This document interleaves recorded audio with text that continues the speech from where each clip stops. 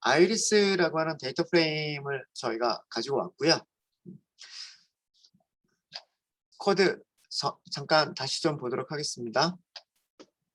자, 변수 이름 아이리스를 볼게요. 아이리스라고 하는 변수 이름은 그 C번 패키지가 포함하고 있는 샘플 데이터셋이고요. 그래서 로드 데이터셋이라고 하게 되면 데이터 프레임이 됩니다. C번 패키지는 그 리턴이 데이터 프레임이 돼요. 데이터 프레임이고요. 그래서 데이터 프레임에서 우리는 컬럼을 하나를 제거를 했고요. 그 다음에 컬럼을 제거한 다음에 numpy 배열로 변환을 했습니다. 자, 요거는 주석으로 설명을 드리면 무슨 일을 한 거냐면 아이리스 데이터 프레임에서 스피시스 컬럼을 제거하고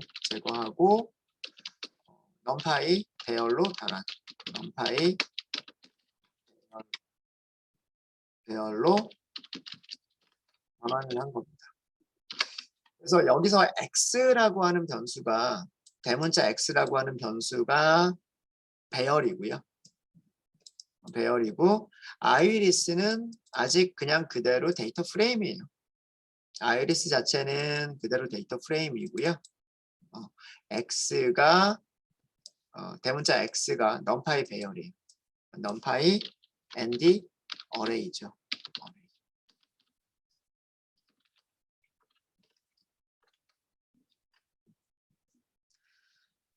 네, 그렇게 해서 여기서는 확인해 본 거예요. 우리가 만들어진 그 데이터 프레임이 죄송합니다. 데이터 프레임이 아니라 2차원 배열이 데이터 프레임에서 나온 그 숫자들이 맞느냐 그거를 확인해 본 거고요. 여기서 values를 사용할 수도 있고요. values를 사용하는 것과 그 toNumpy라고 하는 메서드를 사용하는 것과 동일합니다. values라고 하는 그 속성은 toNumpy 배열을 toNumpy 메서드를 사용하는 것과 동일합니다. 그래서 values 대신에 toNumpy 메서드 호출이라고 하셔도 되고요. 네, 자 이렇게 해서 그 배열이 제대로 만들어졌으니까 이제 그 다음에 평균, 표준 편차, 최대값, 최소값 배열에서의 최대값, 최소값들을 찾아본 거예요. 배열에서 최대값, 최소값들을 찾아본 거고 여기서는 배열에서는 뭐가 있다? keep dims라고 하는 이런 그 파라미터가 있어요. 그래서 keep dims라고 하는 파라미터를 써주면 2차원 배열이 됩니다. keep dims라고 하는 파라미터를 쓰지 않으면 아래쪽 보세요. 아래쪽 보시면 1차원 배열이 되고요. keep dims라고 하는 파라미터의 값을 true라고 설정을 해주면 2차원 배열이 돼요. 그러니까 원래 x가 2차원 배열이니까 2차원 배열의 모양을 그대로 유지해 주세요 라고 할 때는 keep dims. 근데 2차원이라고 하는 그 디멘전을 유지할 필요가 없이 그냥 1차원 배열이어도 괜찮은 경우에는 keep dims를 설정하지 않아도 괜찮은 거예요. 무슨 말인지 아시겠죠? 여기서는 계속 표준화나 그 정규화 계산을 할 때 여기 keep dims를 써도 되고 안 써도 되고 똑같은 결과를 줍니다. 네, 그래서 이건 있어도 되고 없어도 돼요. 있어도 되고 없어도 되고요. 판다스 기능을 함수들을 그냥 그대로 이용할 수도 있다고 말씀드렸어요. 그죠? 자, 아이리스를 이번에는 여기서는 판다스의 함수를 이용해 보도록 하겠습니다.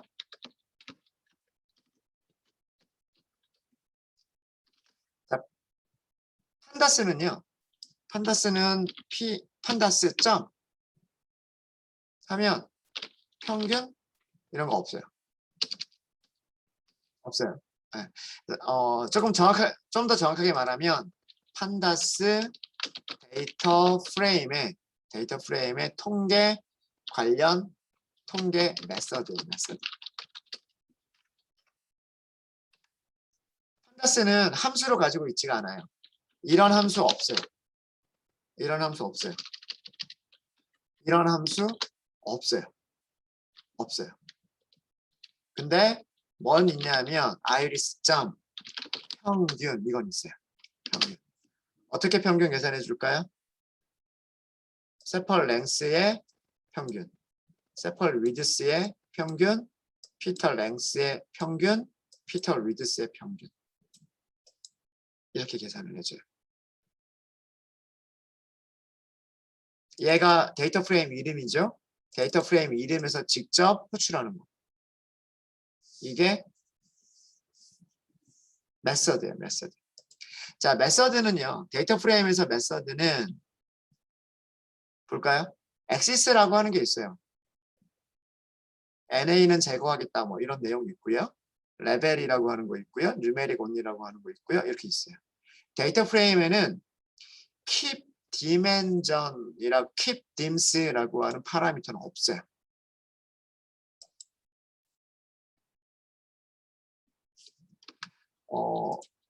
axis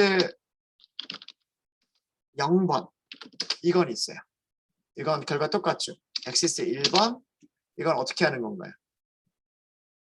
어떤 방향으로? 이쪽 방향. 이쪽 방향. 그래서 몇 개가 나와요? 150개. 이거는 있어요.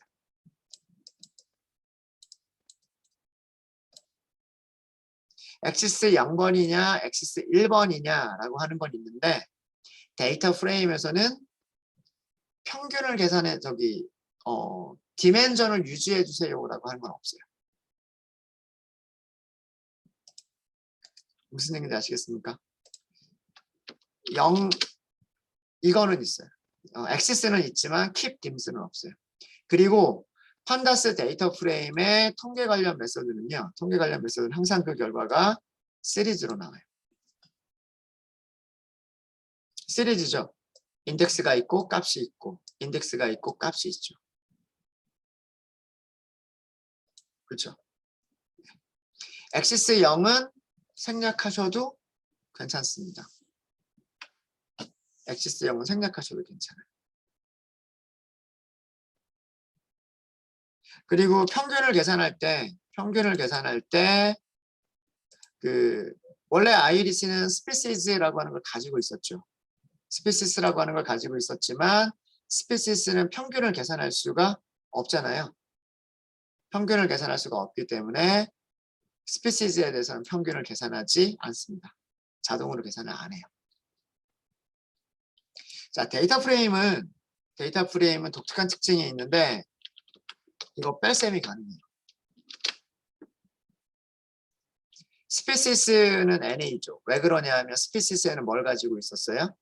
스피시스에는 문자열들을 가지고 있었어요. 그래서 요거 보이는 거 별로 안 좋죠. 그래서 아예 만들 때부터 이렇게 할게요. 변수 이름을 features라고 할게요. iris 점 drop column species. 이렇게 해서 이거는 무엇을 한 거냐면 iris 데이터 프레임에서 스피시스 컬럼만 제외한 거, 스피시스 컬럼만 제거한 그런 데이터 프레임이 되는 거예요. 이렇게 하면 이제 전부 숫자들로만 이루어진 변수들만 남았죠. 숫자들로만 이루어진 변수들이 남았고 무엇을 하시면 되냐면 features 빼기 features 점 min. 자, 이렇게 계산을 해주면 세펄 랭스의 아까 평균이 있었죠. 세펄 랭스의 평균을 빼준 거예요. 자, 데이터 프레임에서의 선술 연산은 어떤 식으로 그 선술 연산이 이루어지냐면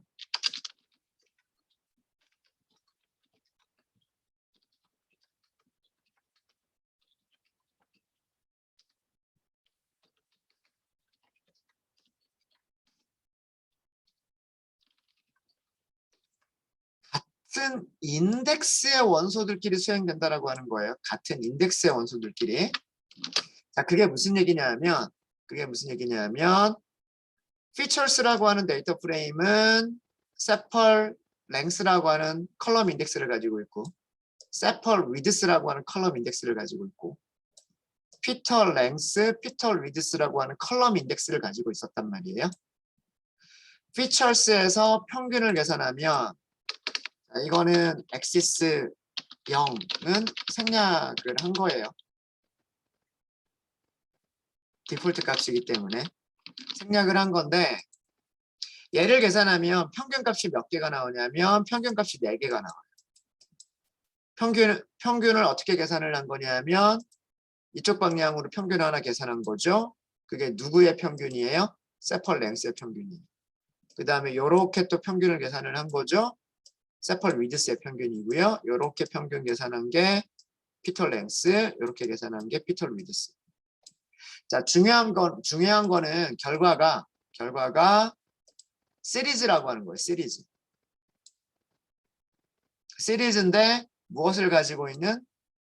인덱스들을 가지고 있는. 컬럼 인덱스들을 가지고 있는.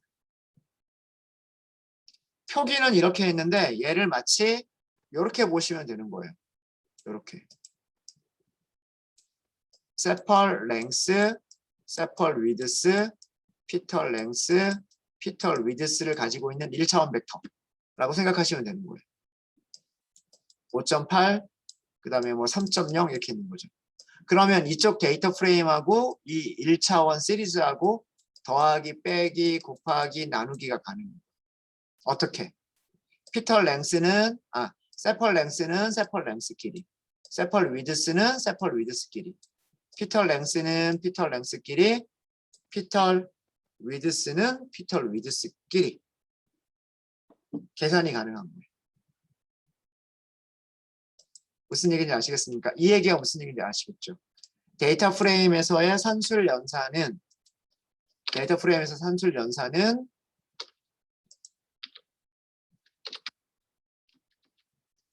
같은 인덱스의 원소들끼리. 여기서 인덱스라고 하는 것은 시리즈의 인덱스, 데이터 프레임의 인덱스. 데이터 프레임에서는 인덱스가 로우 인덱스가 있고 컬럼 인덱스가 있죠. 그 인덱스를 얘기하는 거예요. 여기서의 인덱스라고 하는 거예요. 무슨 얘기인지 아시겠습니까? 그래서 데이터 프레임에서는 이런 게 가능한 거예요. features 빼기 features 점 min 이게 가능한 거예요. 그럼 뭐도 가능할까요? 이거를 뭘로 나누자? 이거를 features 점 표준 편차로 나누자. 이것도 가능해집니다. 자, 이거를 저는 변수를 하나 저장을 할게요. features 점 std 이렇게 저장을 할게요. std 점 헤드만 보죠. 헤드만. 이렇게 값들이 계산이 되어 있는 거예요. 이렇게. 데이터 프레임에서 평균 빼주고 표준 편차로 나눠준다. 그게 표준화죠. 표준. 세펄 랭스는 세펄 랭스들끼리, 세펄 위드스는 세펄 위드스들끼리, 피털 랭스는 피털 위드스끼리, 피털 랭스는 피털 랭스끼리, 피털 위드스는 피털 위드스끼리 계산이 된다라고 하는 거예요. 자, 이 결과 볼까요? 결과? 아까 우리 넘파이 배열로 했던 거 보세요. 표준화 0.9, 마이너스 0.9, 1.1. 숫자는 틀린 거예요. 마이너스 0.9, 0.89 반올림하면 0.9죠. 1.02. 그 다음에 여기 1.01, 마이너스 1.34, 마이너스 1.335, 1.34죠. 그죠? 그 다음에 0.0, 어딘가, 여기죠. 마이너스 1.31, 마이너스 1.32. 맞는 것처럼 보여요. 확인하시려면 어떻게 하시면 될까요? features std에 간단하게 describe만 간단하게 보시면 돼요. 간단하게 describe 보시면은요, 평균 어떻게 됐어요? 다 0이죠. 표준 편차 어떻게 됐어요? 다 1이죠. 10의 마이너스 15승, 10의 마이너스 15승, 10의 마이너스 15승, 10의 마이너스 16승. 표준 편차는 전부 다 1.0. 표준화가 된 거예요. 그래서 이게 되게 중요합니다.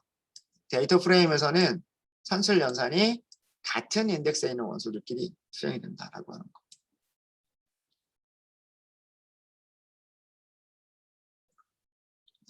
이렇게 하시는 것도 가능해요. 이렇게 하시는 것도. 그러면 features 이번에는 norm이라고 할까요? 이거는 최소값을 빼주고 최대값, 최소값 차이로 나눠주면 되는 거죠. 이거를 계산하면 되는데 원래값에서 무엇을 빼주냐면 features의 최소값을 빼주면 돼요. 이거를 무엇으로 나눠주시면 되냐면 features의 max 빼기 features의 min 이걸 해주시면 돼요. 자, 이렇게 해서 이것도 마찬가지로 헤드만 보도록 하죠. 헤드만 보면 이렇게 출력이 되고요. 확인해 보시는 방법은 간단하게 확인해 보시는 방법은 describe를 보시면 describe를 보시면 여기서는 무엇으로 확인하면 될까요? 최소값이 0인지 최대값이 1인지를 확인해 보시면 됩니다.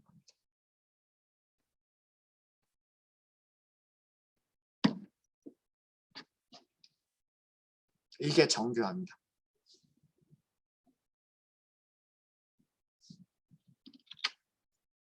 네, 질문 있으십니까?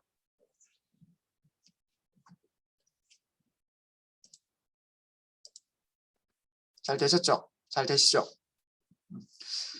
둘 다 하실 수 있으시면 좋겠고요. 넘파이 배열을 이용하는 것도 하실 수 있으시면 좋겠고, 그 다음에 판다스 데이터 프레임을 이용해서 하는 것도 하실 수 있으시면 좋겠습니다. 넘파이 배열은 꼭 기억을 하셔야 되는 건 넘파이 배열 같은 경우에는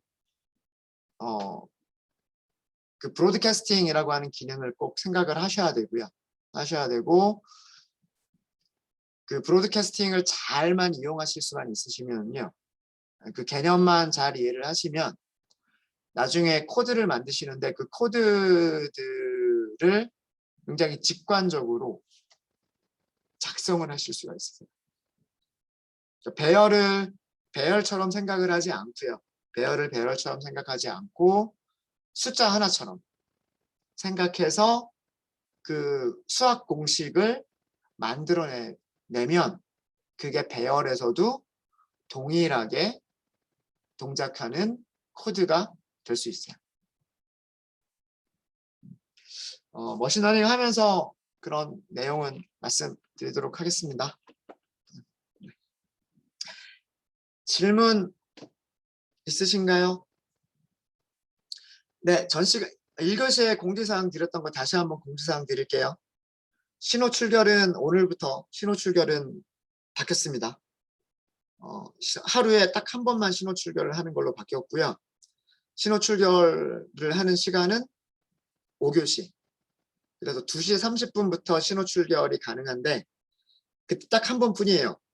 그때 놓치면 무조건 외출이에요.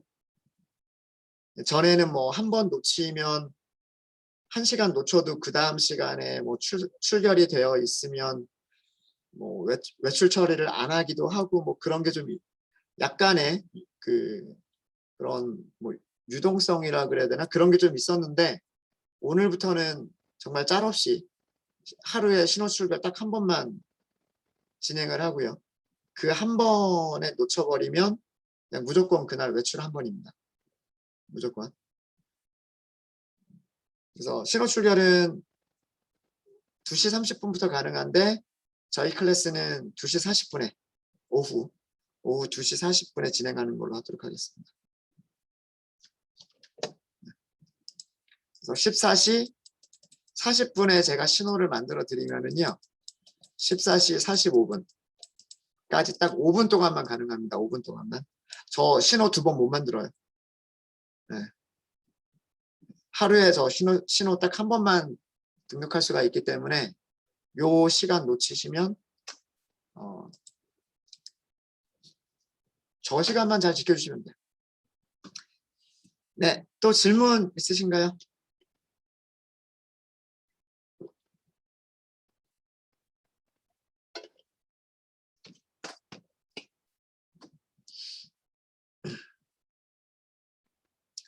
질문 없으시죠? 네. 자, 넘파이는 요 정도로 하고요. 넘파이 요 정도로 하고 이제 본격적으로 파이썬의 scikit-learn이라고 하는 패키지를 이용해서 머신러닝을 해볼 거고요. 일단 저희 복습 좀 하고 넘어갈까요? 개념 정리 좀, 용어들 정리를 좀 하고 넘어갈까요?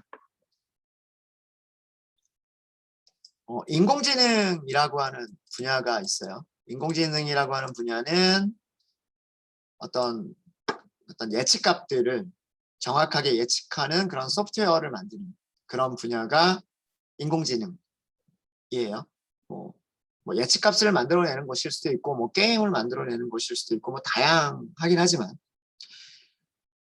인공지능을 하는 방법론들이 굉장히 여러 가지 방법론들이 있었어요.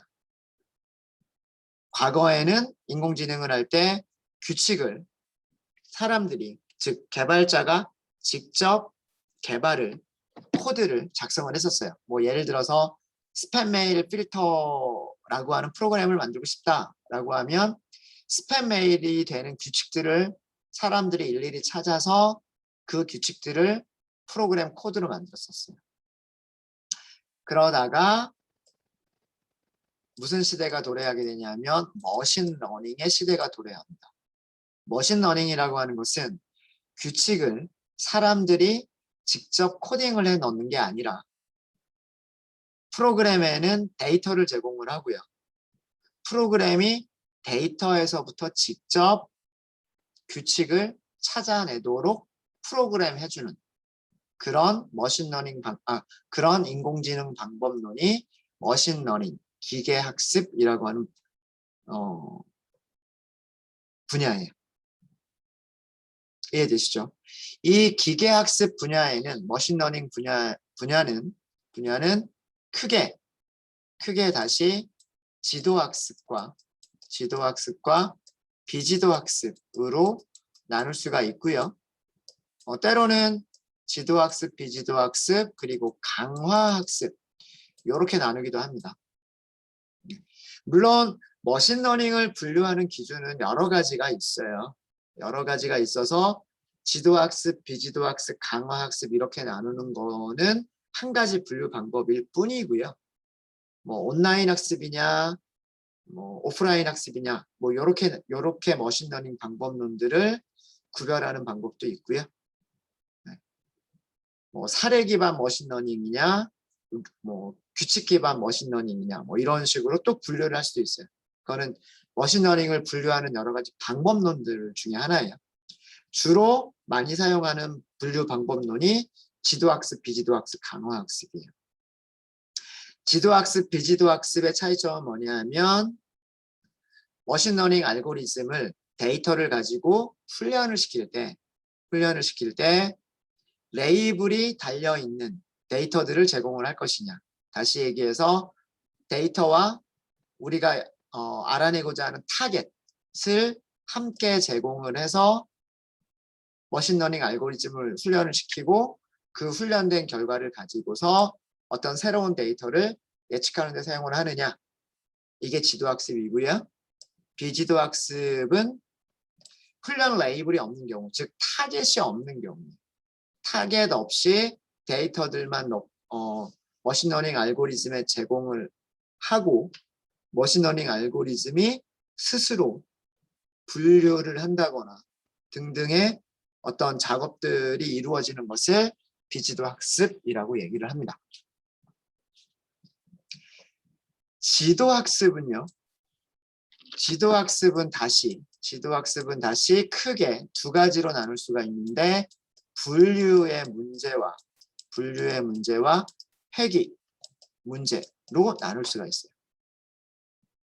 분류 문제는요, 카테고리들을 분류하는 거예요. 예를 들어서 가장 대표적인 게 우리가 많이 해봤었던 게 붓꽃의 품종을 분류하겠다. 세토산지, 버시컬런지, 버지니칸지 예측해 보겠다. 이거는 분류 문제고요. 회귀 문제는 숫자 값을 예측하는 거예요. 예를 들어서 뭐 집값이 어떻게 될지 예측을 한다거나 뭐 내일의 뭐 증권 주식 가격이 어떻게 될지 예측을 한다거나 이렇게 어떤 숫자들을 예측하는 것을 회귀 문제라고 얘기를 합니다. 그래서 분류에 사용되는 알고리즘들이 있고 회귀에 사용되는 알고리즘들이 있어요. 그래서 저희가 다룰 내용들은 이런 내용들을 다룰 겁니다. 머신러닝의 방법론들 중에서 인공지능의 방법론들 중에서 머신러닝, 기계학습이라고 하는 방법론을 공부를 할 거고요. 기계학습 중에서도 지도학습과 비지도학습. 지도학습에서는 분류 문제와 회귀 문제, 그리고 비지도학습을 이용해서 군집화라든가 차원 축소라든가 등등의 작업들을 저희가 해볼 거예요. 그래서 저희가 아래서 했었던 것보다는 좀 더 많은 알고리즘들을 알려드릴 거고요. 함수를 사용하는 그런 방법들도 알려드릴 거예요. 그리고 아래서는 우리가 비지도 학습을 그렇게 많이 다루지 않았는데 파이썬에서는 비지도 학습과 지도 학습을 결합시켜서 하는 그런 방법이라든가 이런 것까지를 다룰 겁니다. 저희가 머신러닝에서 다루지 않는 분야는 강화학습은 다루지 않을 거예요. 강화학습은 다루지 않을 거고요. 그 다음에 딥러닝도 시간 관계상 다루지 않을 겁니다. 그래서 지도학습, 비지도학습까지를 다룬다라고 생각을 하시면 되고요. 머신러닝을 하는 기간은 아마 다다음 주까지가 될 것 같습니다. 이번 주 4일밖에 안 되잖아요. 4일밖에 안 되고 다음 주 5일 더 한다고 해서 머신러닝이 끝나진 않을 거고요. 그 다음 주 일부까지 진행이 될 거예요. 그러고 나서 수요일 정도에 끝날 수도 있고요. 목요일 정도에 끝날 수도 있습니다. 그거 약간 하루 이틀 정도는 약간 유동적이고요. 그럼 그 다음부터 여러분들은 프로젝트 시작한다고 생각하시면 됩니다. 되셨죠? 간단하게 용어들 조금 짚어봤어요. 분류, 지도학습, 비지도학습, 분류, 회귀 이런 것들. 제일 처음 저희가 다룰 거는 분류를 다룰 겁니다. 그리고 분류를 하는 알고리즘 중에서 KNN 많이 들어보셨죠? KNN이라고 들어보셨죠? K개의 최근접 이웃을 이용한 분류 문제를 오늘 다룰 예정입니다. 일단 새 파일을 먼저 만들도록 할게요. 뉴 하시고요. 구글 커랩 노트북 하나 만들어 주세요.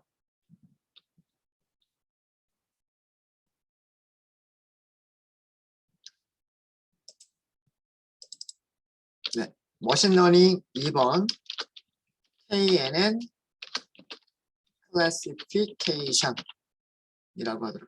KNN 알고리즘을 사용한 분류라는 뜻입니다. 연결을 먼저 해주세요.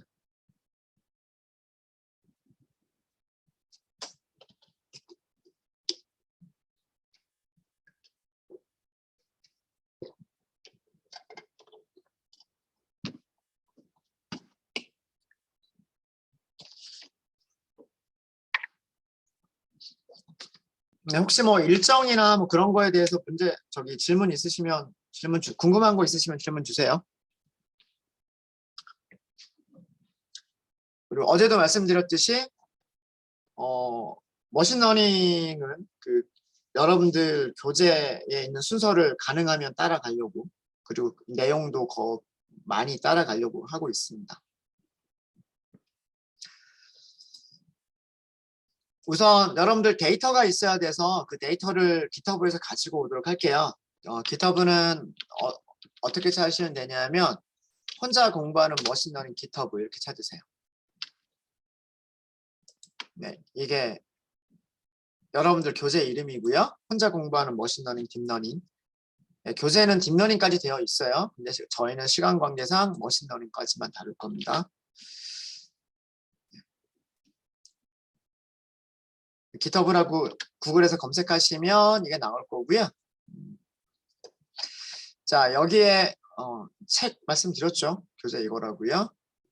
오늘 사용할 데이터는 무엇을 사용을 할 거냐면 여기 fish.csv라고 하는 파일을 사용을 할 겁니다. fish.csv. 그래서 fish.csv 클릭해 주시고요. csv 파일이죠. 네, 여기 raw 파일. 일단 링크 주소를 복사를 해주세요. 링크 주소를 복사를 해주시고요. 여기 들어가 보시면은요, 이렇게 되어 있어요. 품종, 무게, 길이, 대각선 길이, 높이, 위드스 뭐 이렇게 되어 있죠. 네. 생선의 품종을 분류하는 그런 문제입니다. 그런 거고요. 데이터들은 전부 다 쉼표로 구별이 되어 있죠. 그래서 일반적인 CSV 파일이에요. 쉼표로 분류가 되어 있습니다. 네. 파일 다 만드셨죠? 자, 제일 처음에 저희가 할 거는 뭘 할 거냐면 필요한 라이브러리들을 임포트를 할 겁니다. 처음에 할 거는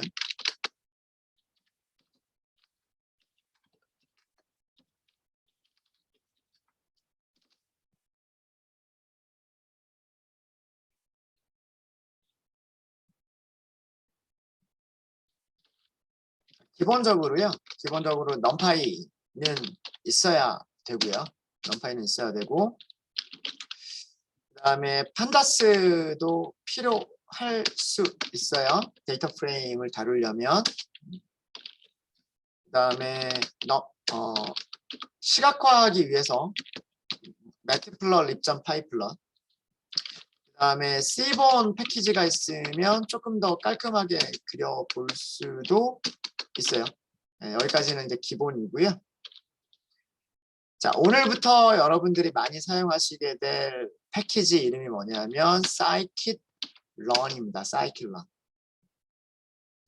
scikit-learn 패키지 중에서 neighbors라고 하는 서브 모듈이 있고요.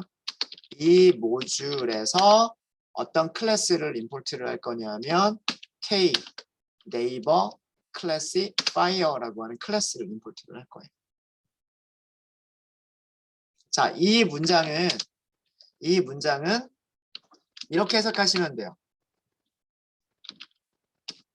scikit-learn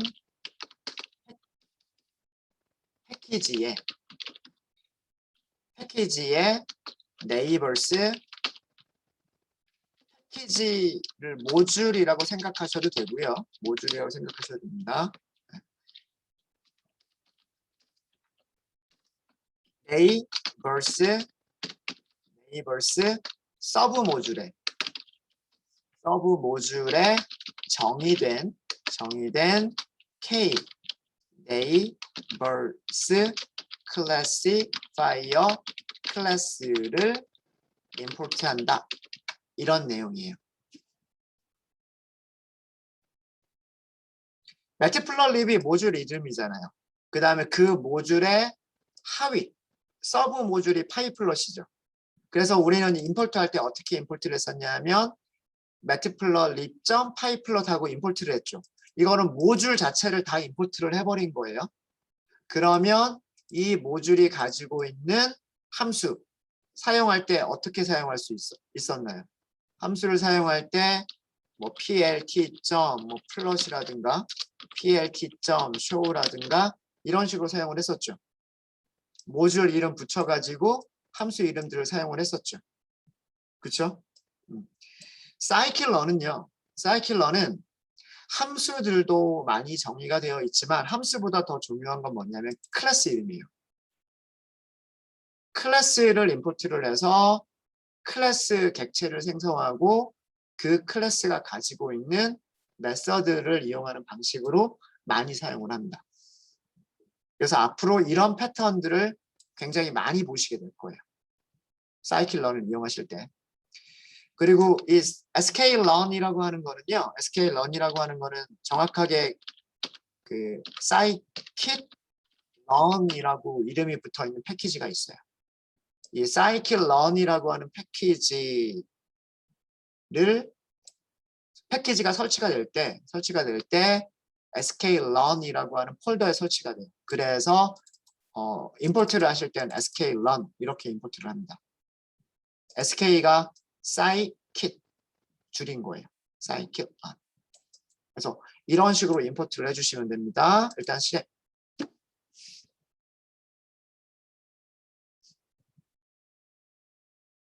그리고 클래스 이름을 보시면은요. scikit-learn은 클래스 이름을 보면 그 클래스가 어떤 알고리즘이고 어떤 알고리즘을 사용하고 있고 분류 문제인지 회귀 문제인지를 알 수가 있어요.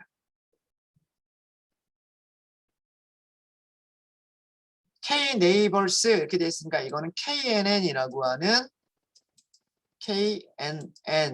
하는 머신러닝 알고리즘을 사용한 거다라는 내용이고요. 그 다음에 classifier라고 있죠. classification 뭐예요? 분류잖아요. 분류해주는 것 이런 뜻이죠. KNN 알고리즘을 사용한 분류 학습 모델 이런 뜻이에요. 보통 간단하게 분류기라고 얘기를 합니다. 네. KNN 모델을 알고리즘을 이용한 분류 모델. 분류 문제를 해결할 수 있는 클래스다라는 뜻이에요. 아까 임포트 할 때 보신 분들 있으실지 모르겠지만 K네이버 이렇게 하게 되면요. 클래시파이어만 있는 게 아니에요. 리그레서라고 하는 것도 있어요. 리그레서는 뭐라는 걸까요? KNN 알고리즘을 사용해서 리그레션, 숫자를 예측할 수 있는 머신러닝 알고리즘. 머신러닝 학습 모델이에요. 모델. 이해되십니까? 그래서 사이클런을 사용하시는 방법이요. 그렇게 어렵지가 않아요. 그리고 이름을 찾는 것도 그렇게 어렵잖아요. 여러분들이 대표적인 알고리즘 이름들 몇 개 기억나시는 거 있죠? KNN, 트리, 선형회귀, 리니어 리그레션, 그죠? 선형회귀, 서포트 벡터 머신, 랜덤 포리스트. 들어본 것 같지 않아요? 다 잊어버리셨어요? 들어본 것 같죠?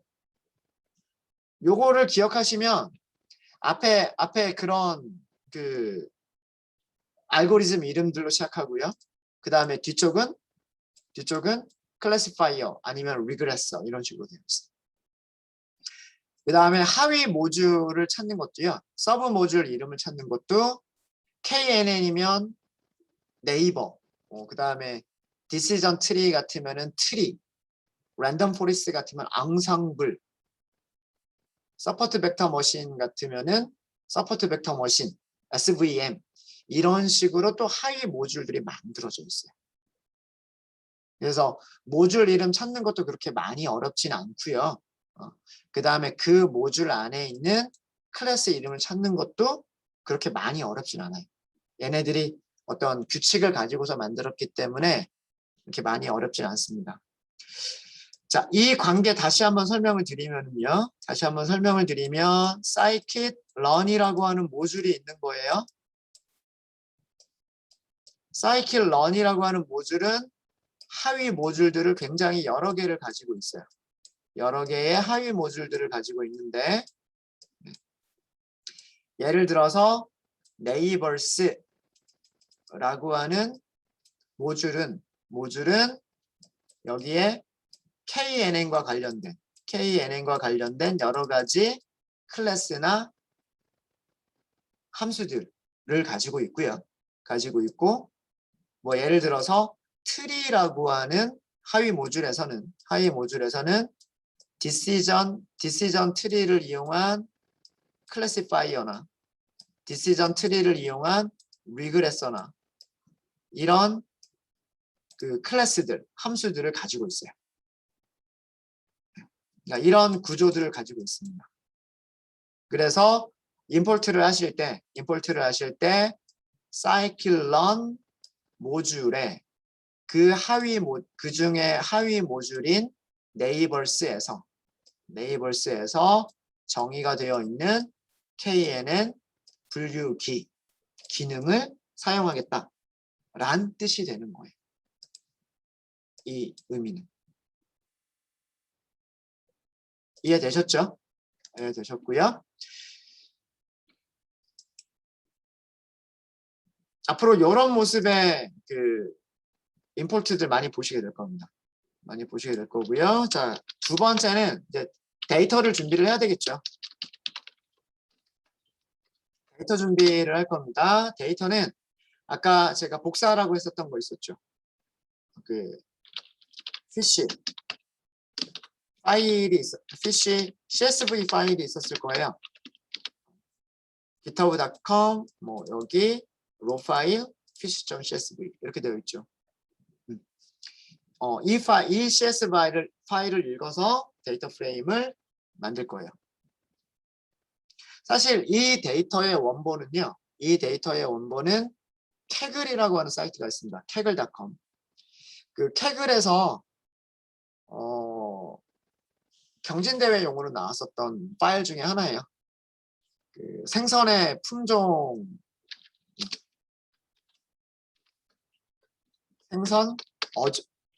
품종, 간단하게 어종이라고 얘기할 수 있죠. 생선 품종과 생선의 특성. 그러니까 뭐 예를 들면 뭐 길이라든가 무게라든가 두께라든가 등등등. 네. 생선의 품종과 생선의 특성들이 정리된 그런 데이터예요. 데이터 프레임인 거죠. 네. 그래서 생선의 길이와 무게와 두께와 뭐 기타 등등 몇 가지 그런 어떤 특성들을 가지고서 생선의 품종을 예측할 수 있겠느냐라고 하는 문제였었던 거예요. 그 데이터의 일부를 저자가 약간 변형해서 가지고 온 겁니다. 네. 자, 그러면 일단 데이터 프레임을 먼저 만들어 보죠. 여기까지만 하고 저희 쉬운 시간 갖도록 하겠습니다. CSV 파일을 읽고 데이터 프레임을 생성하도록 하겠습니다. 데이터 프레임은 fish라고만 할까요? 판다스 with CSV fish CSV 파일을 읽으시면 돼요. 자, 제대로 생성이 됐는지 확인하기 위해서 우선 헤드 컬럼 이름들 잘 나와 있고요. 데이터들 잘 나와 있죠. 여기 있는 내용하고 일치해야 돼요. 되셨습니까?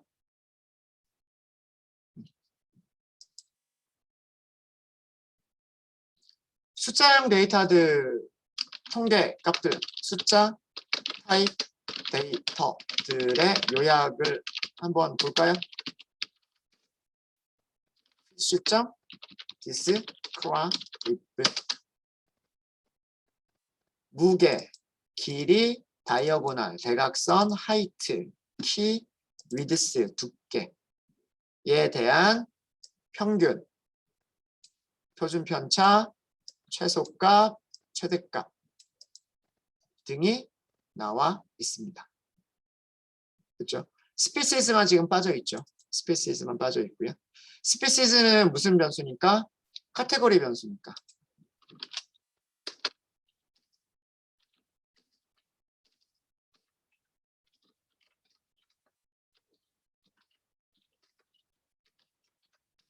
자, 빈도수를 알고 싶은 거예요. 그럼 어떻게 하시면 될까요? fish에서 무슨 컬럼? species라고 하는 컬럼에 value count를 보시면 되겠죠. 굉장히 많네요. 품종이 셋, 넷, 다섯, 여섯, 7개의 어종이 있어요. 7개의 어종이 있습니다.